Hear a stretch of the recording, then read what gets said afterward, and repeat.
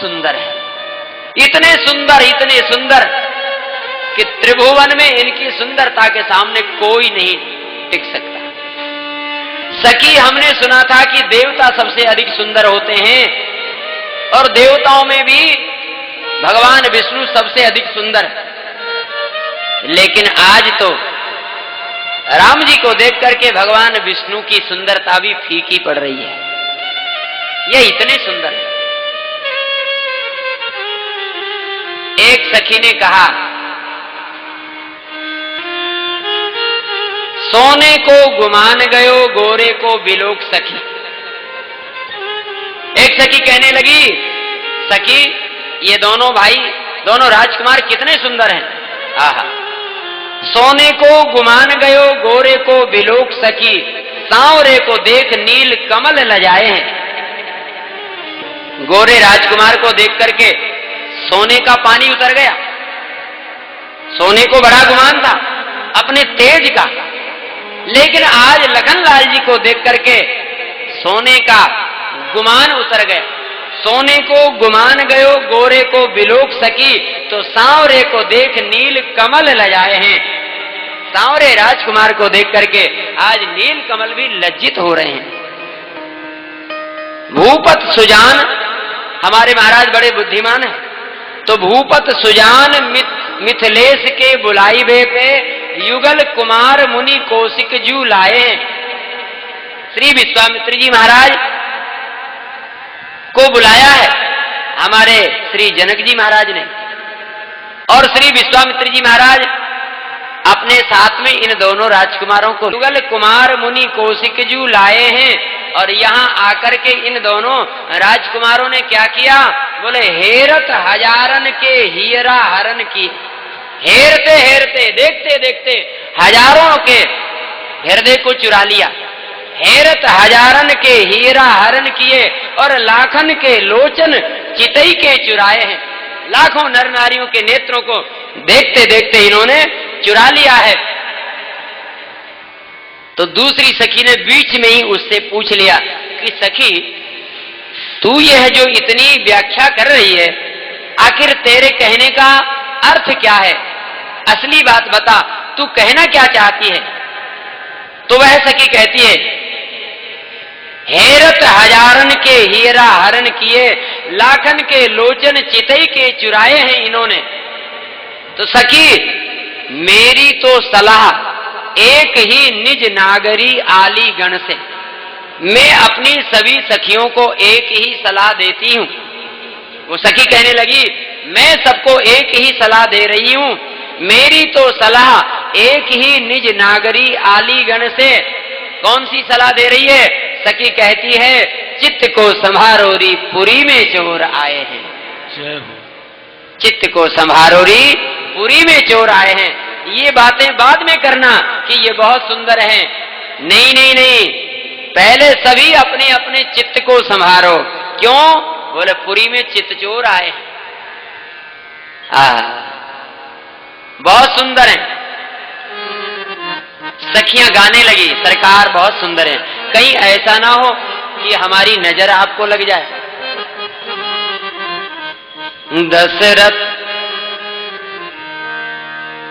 दशरथ राजकुमार नजर तो हे लग, दशरथ राजकुमार नजर तो हे लग जाएगी। दशरथ राजकुमार नजर तो हे लग जाएगी। दशरथ राजकुमार नजर तो हे लग जाएगी। दशरथ राजकुमार नजर लग जाएगी। लग जाएगी, लग जाएगी, नजर तो है लग जाएगी। लग जाएगी, लग जाएगी, नजर तो है लग जाएगी। वो लग जाएगी, लग जाएगी, नजर तो है लग जाएगी। दशरथ राजकुमार नजर तो है लग जाएगी। दशरथ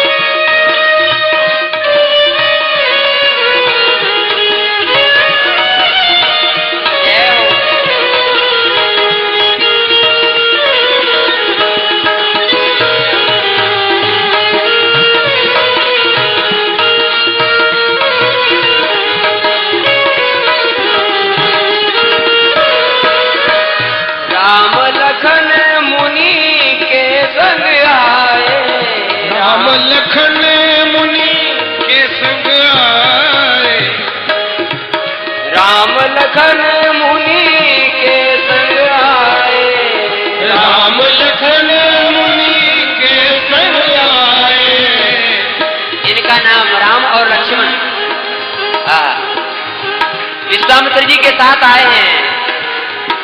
मुनि के संग आए, मुनि के संग आए, मुनि के संग आए, मुनि के संग आए, राम लखन मुनि के संग आए। चितवत ही चित चपल चुराए, चितवत ही चित चपल चुराए, चितवत ही चित चपल चुराए। लेखत ही मन सबके चुराए। हे चोरन के सरदार, जय हो। नजर तो लगी जाएगी है। चोरन के सरदार, नजर तुम्हें लग जाएगी। चोरन के सरदार, नजर तुम्हें लग जाएगी।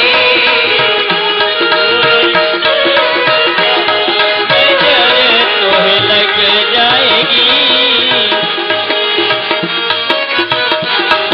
नजर तुम्हें लग जाएगी। दशरथ राजकुमार, नजर तुम्हें लग जाएगी।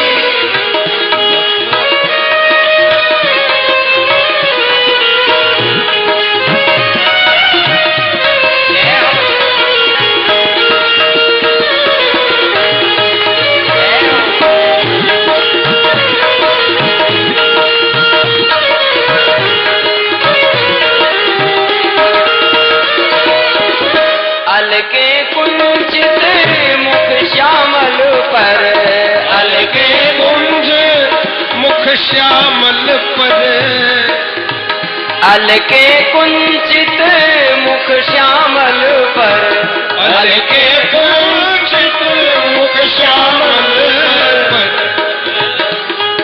इनके सांवरे मुखारबिंद पर घुंघराली काली काली अलके, आहा कितनी शोभा दे रही है। अलके कुंज मुख श्यामल पर,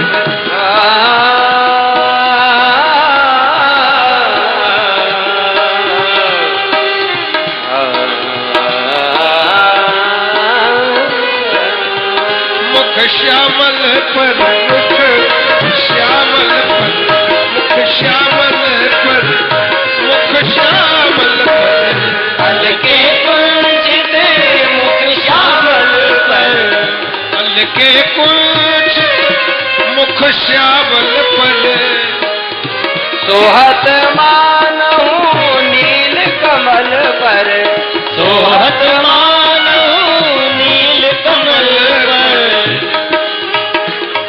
राम जी का मुखारबिंद आहा नील कमल के समान, और नील कमल के ऊपर काली काली घुंघराली अलके सखियों को दिखाई पड़ रही है। तो सखियां कह रही है, अलके कुंचित मुख श्यामल पर, अलके कुंचित मुख श्यामल पर। सोहत मानहु नील कमल पर, सोहत मानहु नील कमल पर। कैसी लग रही है? जनु भ्रमर करे गुंजार, जनु भ्रमर करे गुंजार, नजर जनु भ्रमर करे गुंजार, नजर तुम्हें लग जाएगी। दशरथ राजकुमार, नजर लग जाएगी। दशरथ राजकुमार, नजर तुम्हें लग जाएगी। नजर तुम्हें लग जाएगी। हाँ, नजर तुम्हें लग जाएगी। नजर तुम्हें लग जाएगी। दशरथ राजकुमार, नजर तुम्हें लग जाएगी।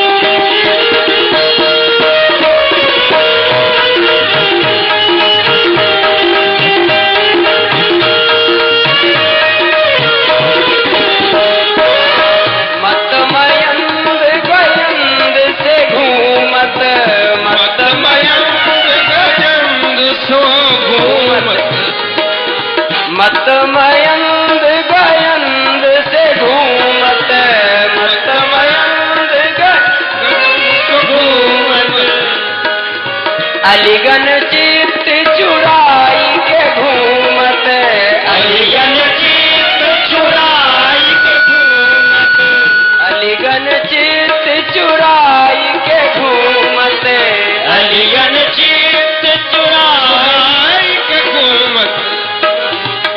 ये तो निर्भय, ये तो निर्भय बीच बाजार, नजर तोहे लग जाएगी। ये तो निर्भय बीच बाजार, नजर तोहे लग जाएगी। निर्भय बीच बाजार, नजर तोहे लग जाएगी। दशरथ राजकुमार, नजर तोहे लग जाएगी। दशरथ राजकुमार, नजर तोहे लग जाएगी।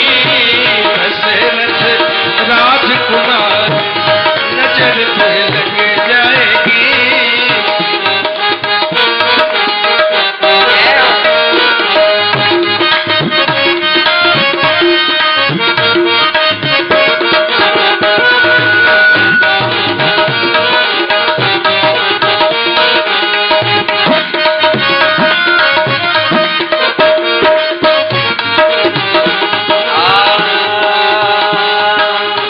यह चर्चा घर घर अलियन में, यह चर्चा घर घर अलियन में, यह चर्चा घर घर अलियन में, यह चर्चा घर घर अलियन में, घर घर अलियन, घर घर अलियन में, घर अलियन में, घर घर सखियन में, घर सखियन में, घर घर सखियन में, यह चर्चा घर घर अलियन में, यह चर्चा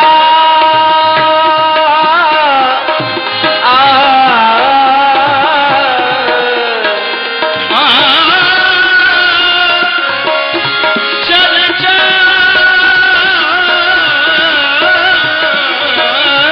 यह चर्चा घर अलियन में, बिहरे मिथिला की गलियन में, बिहरे मिथिला की गलियन में, बिहरे मिथिला की गलियन में, बिहरे मिथिला की गलियन में। सखियां घर घर में चर्चा कर रही है। आहा, ये मिथिला की गलियों में विहार कर रहे हैं। जनु देह धरे श्रृंगार, जय जय जनु देह धरे श्रृंगार, नजर तोहे लग जाएगी। धरे श्रृंगार, नजर जाएगी। दशरथ राजकुमार, नजर तोहे लग जाएगी। दशरथ राजकुमार, नजर तोहे लग जाएगी। दशरथ राजकुमार, नजर तोहे लग जाएगी। राजकुमार, नजर तोहे लग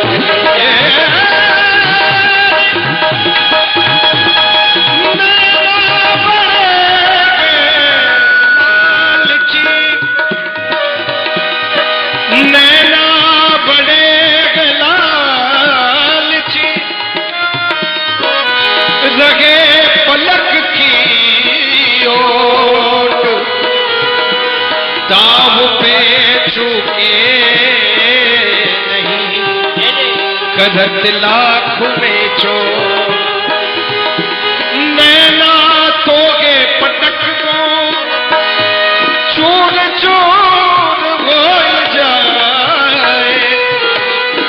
काहू देखी जली मरे, काहू देखी लुभाए। अरे दशरथ राजकुमार, नजर तोहे लग जाएगी। दशरथ राजकुमार, नजर तोहे लग जाएगी। लग जाएगी, लग जाएगी, ओ लग जाएगी, लग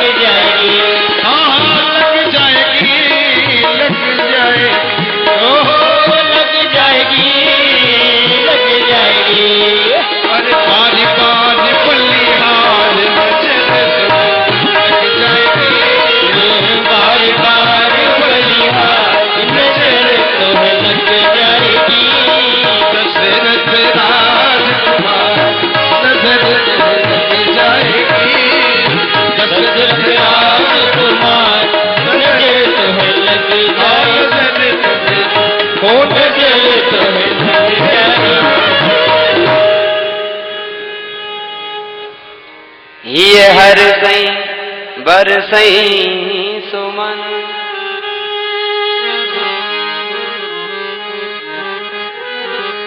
राम जी को देख करके इस सखियों का मन अनुरागी हो गया। ये सुंदरता किसकी है? राम जी की सुंदरता। ये चाम का सुंदर नहीं है, ये चाम का सौंदर्य नहीं है, ये राम का सौंदर्य है। चाम का सौंदर्य दिखाई पड़ता है तो अपने देही की याद आती है। जब चाम का सौंदर्य दिखाई पड़ता है तो देही की याद आती है, और जब राम का सौंदर्य दिखाई पड़ता है तो देही की नहीं बेदेही की याद आती है। बर सांवरो जानकी जोगू, ये सखियां कहती है। सखी, ये जो सांवरे राजकुमार है ना, ये हमारी श्री किशोरी जी के योग हैं। बर सांवरो जानकी जोगू।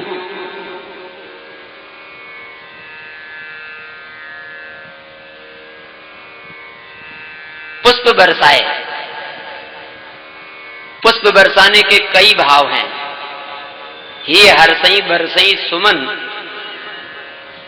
एक संत तो कहते हैं कि इन सखियों ने पुष्प बरसा करके मार्ग को कोमल बनाया है, क्योंकि मार्ग कठोर है। वो भगवान बड़े सुकुमार हैं, इनको कष्ट ना हो इसलिए पुष्प बरसा करके और मार्ग को कोमल बनाया है। एक संत कहते हैं कि इन मिथिलानियों ने पुष्प इसलिए बरसाए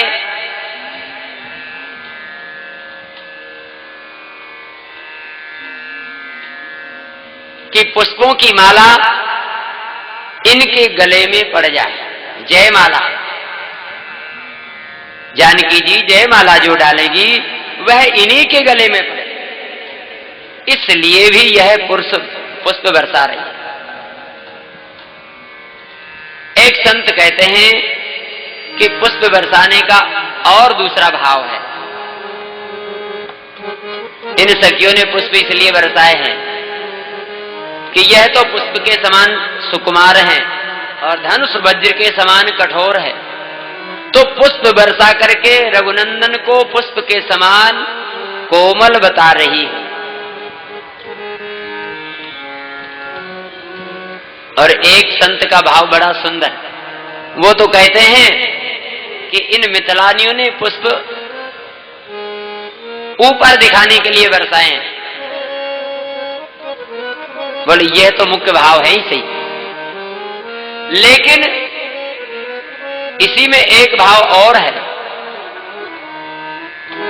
ये सखियां कहना चाहती है कि सरकार आज तो आपकी विजय हो गई, इस सुंदरता के युद्ध में आज आपकी विजय हो गई।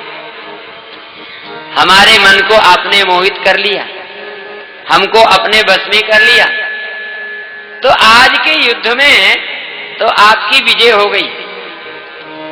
लेकिन सरकार आज फाइनल मैच नहीं है, कल होगा। कहां पर? बोले फुलवारी में, क्योंकि आज हम अकेली हैं। सखियां कहती आज हम अकेली हैं, हमारी श्री किशोरी जी हमारे साथ में नहीं है। हमारी किशोरी जी जब हमारे साथ में रहेंगी और आप आएंगे तब पता चलेगा कि कौन ज्यादा सुंदर हैं, हमारी श्री किशोरी जी ज्यादा सुंदर है कि आप ज्यादा सुंदर हैं। इसलिए आज निर्णायक युद्ध नहीं हुआ, कल होगा। कल फुलवारी में फूल लेने के लिए आइएगा, इसलिए पुष्प बरसाए। ये फूल बरसा करके फुलवारी में आने का निमंत्रण दे रही है। एक सखी ने कहा सखी ये सुंदर हैं? बोले हाँ सुंदर तो हैं। तो उसने कहा कि बोले ये बस उतने ही सुंदर हैं, ये ज्यादा सुंदर नहीं है। कितने सुंदर हैं?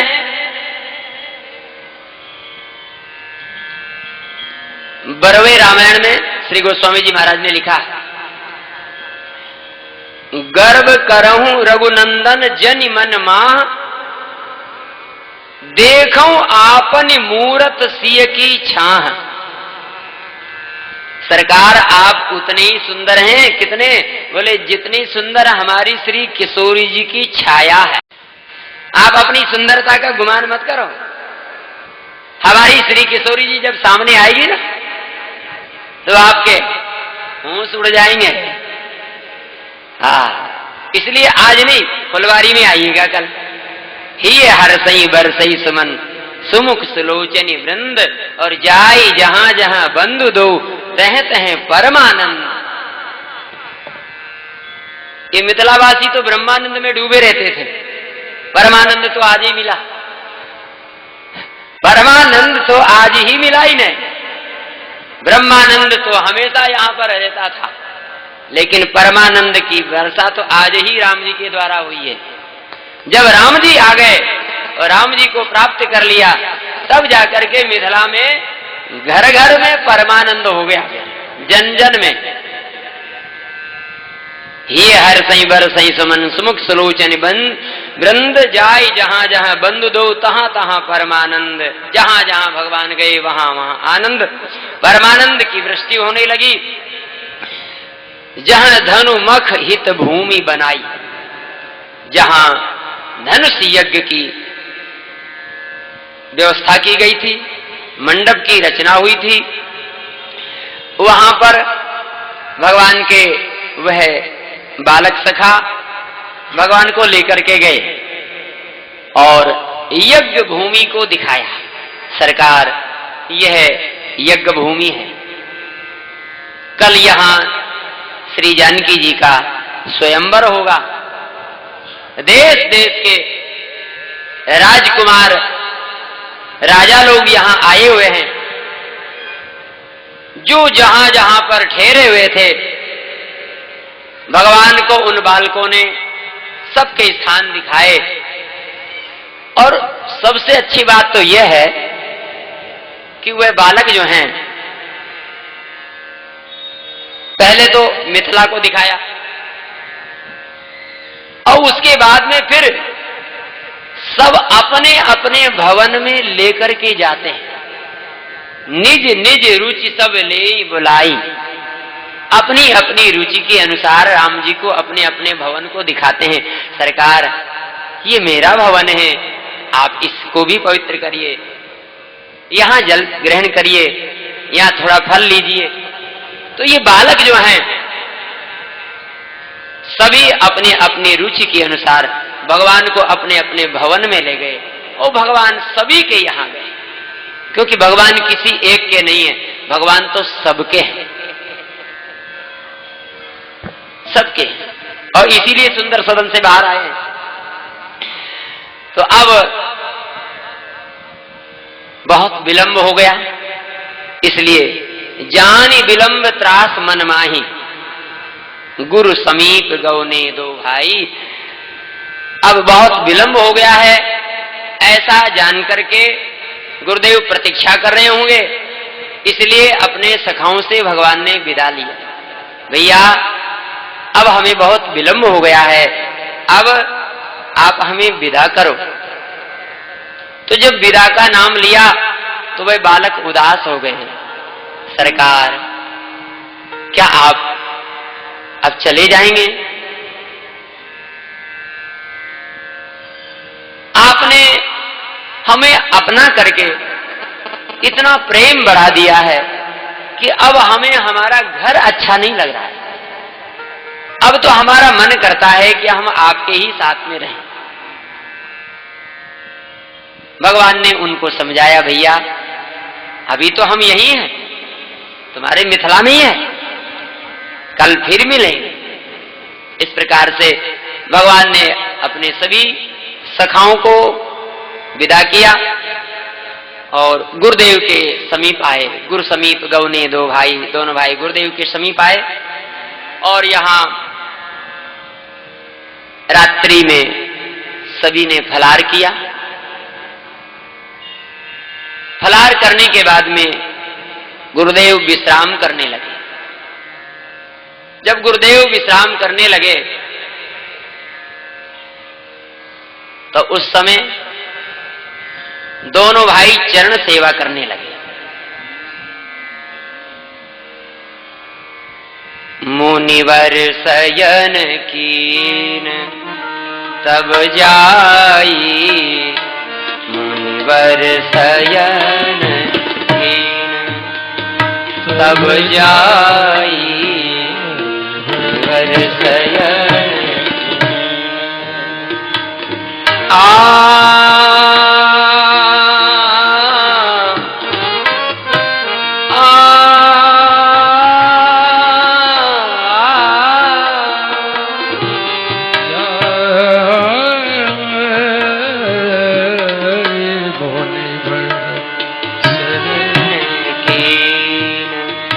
तब जाई, मुनिवर शयन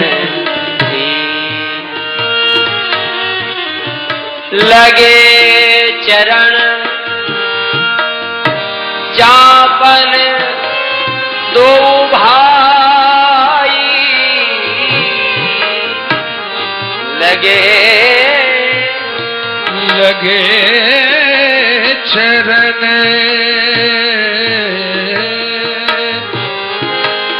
चापन दो भाई, मुनिवर शयन तब जाए,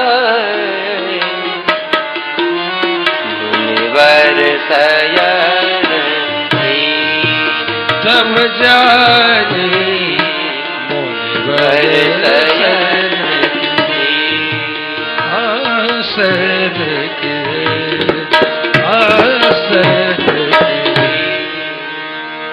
मुनिवर शयन कीन तब जाई, तो लगे चरण चापन दो भाई। भगवान गुरुदेव की चरण सेवा करने लगे। किस प्रकार से अपने गुरुदेव की सेवा करनी चाहिए, किस प्रकार से गुरुदेव की भक्ति करनी चाहिए, भगवान के द्वारा यहां हमें ये उपदेश मिलता है। लगे चरण चापन दो भाई। श्री विश्वामित्र जी महाराज कथा सुनाने लगे। बहुत देर चरण सेवा करते करते व्यतीत हो गई,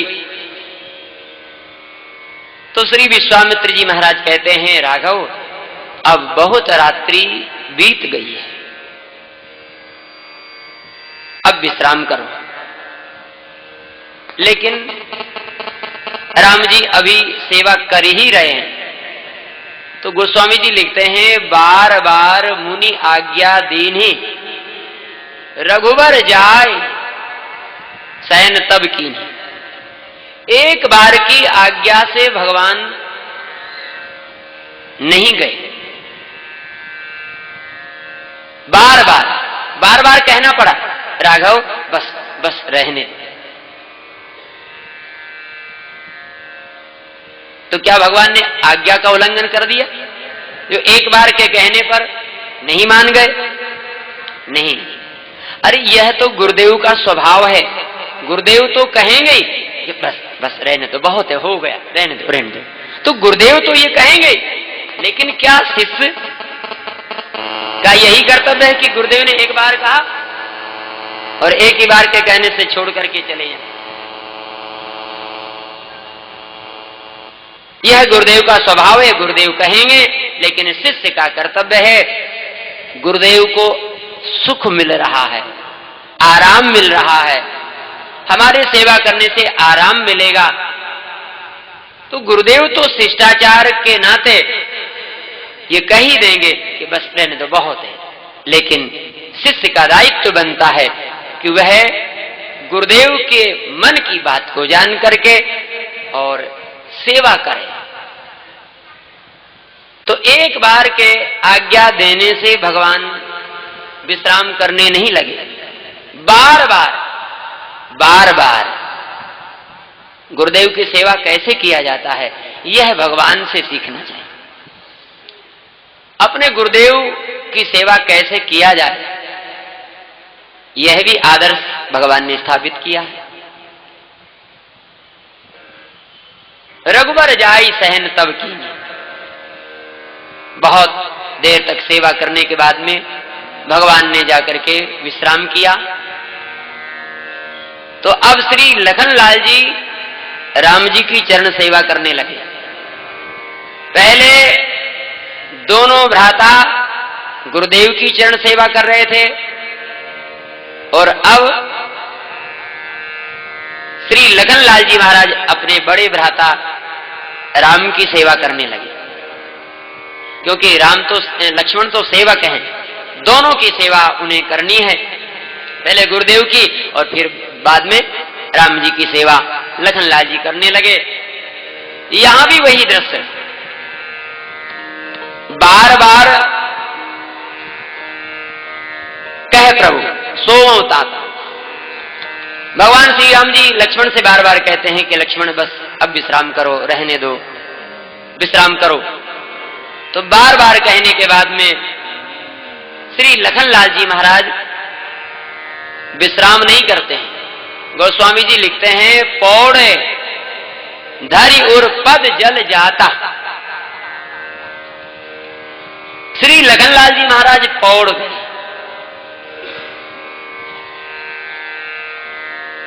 अब यहां पर सबसे पहले विश्राम किया गुरुदेव ने, गुरुदेव के बाद में रामभद्र शयन करते हैं और राम के बाद में श्री लखनलाल जी शयन करते हैं।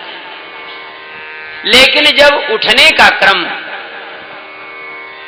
का समय हुआ तो उस क्रम को देखा जाए, सोने का क्रम तो यह था कि सबसे पहले गुरुदेव ने विश्राम किया, गुरुदेव के बाद में राम जी ने, राम जी के बाद में लखनलाल जी ने। लेकिन जब जागने का समय हुआ तो सबसे पहले कौन उठा? उठे लखन निशि विगत सुनी, अरुण शिखा धुनि कान। उठे लखन